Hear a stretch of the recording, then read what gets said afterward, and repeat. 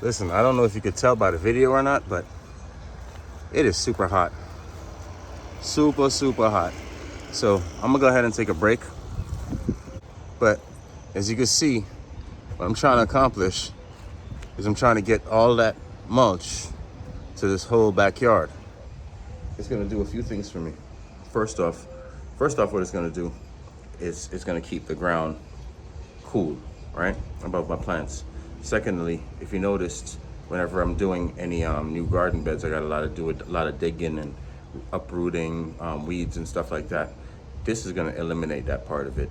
Now when I gotta make a new garden bed, all I really have to do is pay attention to where the sun is and what kind of shade I'm getting and what kind of sun, and figure out what I want to plant where, and just go ahead and dig holes and start planting, because the soil is going to transform, right? As this mulch breaks down, the soil is going to be transforming. It's going to break down into that soil, so that soil is going to come really, really rich. So there's not going to be much work to do whenever I have to do any new planting. The next thing it's going to do for me is going to keep the sand down, because as you can tell, the yard is just full of sand, completely full of sand. And what happens is, tracking around, that sand ends up in the house, it ends up in the AC vents, it ends up, it's just sand everywhere. So third off, it's going to hold down that sand for me. So can't wait to get done. But like I said, it's super hot out now, so I'm gonna find something else to occupy my time with until the shade goes down, until the sun goes down a little bit. Looks like you're enjoying that mango. Huh? Looks like you're enjoying that mango. You love it? You're eating your leaves. Glad to see you guys are working hard. Yeah, about that. Yeah, I mean, we did do a lot. About that. You haven't done anything. You guys haven't done anything. There's another truckload coming tomorrow. Curbside delivery. Highly recommended. Still shoveling mulch. So the weather never got better, but I did find some things to do. I got an email from the artist Logo King with a Y. I got my logo, and it looks wonderful. Super impressed. Big shouts out to Logo King. So I changed gears a little bit. Since the weather outside is not really good, you can see behind me it's still overcast. But since the weather is not really good, I said let me switch gears and do some things with the logo. Some things that I really, been waiting on that logo to start doing. Sometimes you got to be versatile. You see, I was asked by one of the subscribers to explore more into the Bill Gates and his 24 hours. I really can't get real specific because I don't have the question in my face right now, but it was something to the effect of, could you explore why someone would have the mindset to kind of want to control a population? And then one of my confidants suggested that maybe I should make some series and explore some of the things like, Bill Gates 24 hours and things like that. So those two things I'm working on right now, along with a lot of other projects. Some things just I can't really, or I won't speak on, I should say. Sometimes it's better to keep things in your mind until they're tangible and only share with the necessary. Like with the logo, I knew exactly what I wanted for that logo. It turned out just the way I wanted it. The only person I spoke with about it before it came to fruition is Logo King. Sometimes you gotta move like that. But sometimes when you know what you want, you don't want to listen to outside forces. Like with Bill Gates, for instance. He's very flexible, and he's been like that. And let me give you one big for instance is Microsoft wasn't his destiny back in at Harvard. He wasn't, well, I shouldn't say Microsoft wasn't his destiny. Microsoft wasn't his first choice. The software field, that wasn't his first choice. He was more of a mathematics kind of a guy. He was more of a mathematics kind of guy, and his dad was a lawyer, and going into this software industry was kind of like for him was kind of like a taking the easy route, I should say, because as far as he was concerned, the people that were working on mathematics were a lot smarter compared to the people that were, working on software. So, that just brings me back to the 24 hours. Like today, I had to be flexible. My goal, what I set out to do, was to move all that mulch. That was the original goal. But along the way, because of the weather and everything, I decided, that wasn't quite the best option.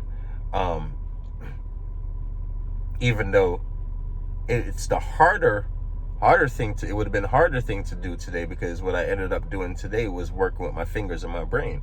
I invested in some stock. I did a little bit of trading, and I did, I changed around a lot of, I changed around all of my social media to add my logo and, things like that. But that's not what was set out today. Just like, Gates and just like Bill Gates in his college years, he didn't set out for Microsoft. He was he set out for the mathematical side of life. That was more challenging to him.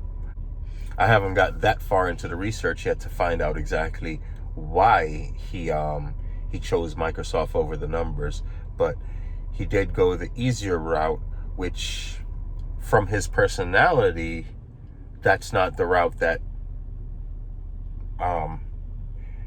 it was more of a disappointment. Like it was like, okay, I'm going with the easier route, where everything in his life up until that point he was taught to go after the harder route. You understand what I'm trying to say?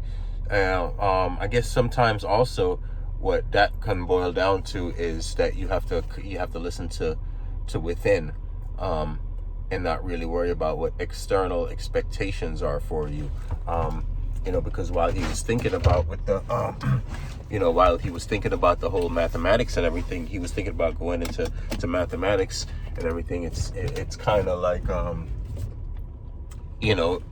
make the parents proud type of thing, more than anything else. So, when he switched gears, and decided to go into the software field, then at that time no one knew what Microsoft was going to be. Even amongst his colleagues, his friends and everything knew he stood out amongst his friends, right? He stood out amongst his friends. He was the type of person that stuck out amongst his friends, and he was always praised for being a great achiever, and he was always expected to do great things. But sometimes you just got to do that. Sometimes you just got to change gears. Sometimes you got to listen to within and change gears. The weather looked cloudy all day, but it actually didn't rain, right?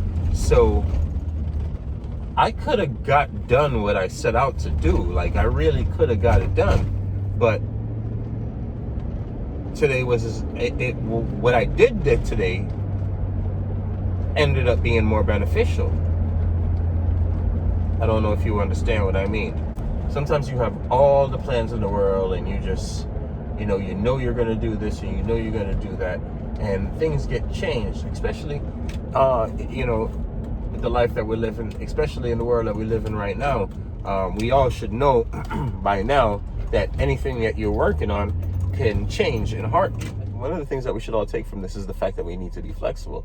I mean, like I said, at any given moment, things can change, and the direction that you feel like you should be going in for the day, just something happens to where you can either force it. Don't be afraid to change gears, you know, and come a different way. All right. I mean, really and truly, all I'm trying to say is make the best of it. Even though sometimes you have to change up what it is you do, even though sometimes you have to change up what it is, sometimes you might have to change up what it is that you're going to do, but you want to try your best to make it progressive, especially if what it is that you wanted to do is not quite working out for you in that particular way. Switch gears. Don't be afraid to switch gears. But just because you switch gears doesn't mean you have to switch gears to not being progressive. You like it?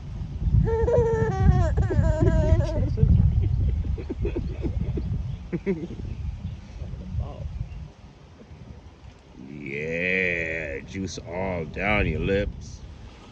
Yummy.